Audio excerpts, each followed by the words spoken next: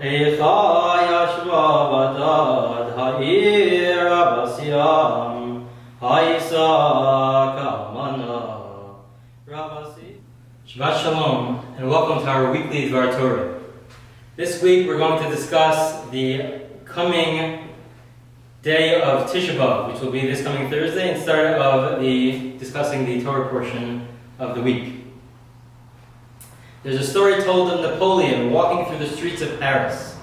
He's walking and he comes across this magnificent, beautiful synagogue. And he walks inside.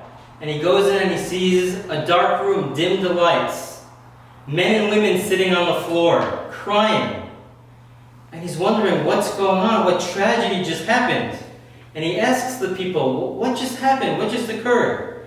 And they tell him nothing just happened. Today is Tisha B'Av. Today is the 9th of Av. It's the day in which we mourn over the destruction of our temple, over the fact that we were exiled from our homeland.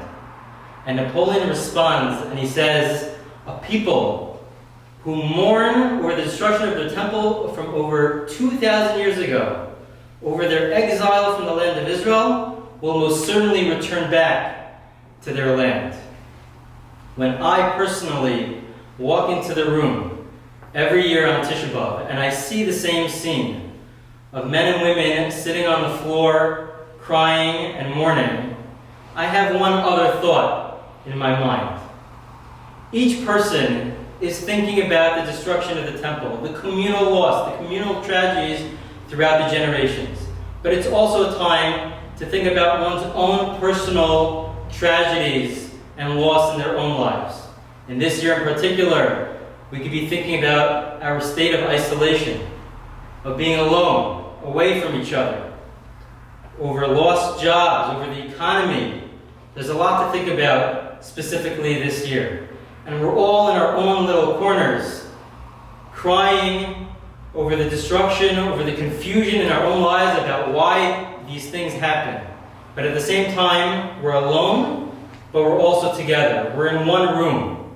This year, we're in one virtual room, and we're crying on each other's shoulders. We're comforting each other and mourning together at the same time.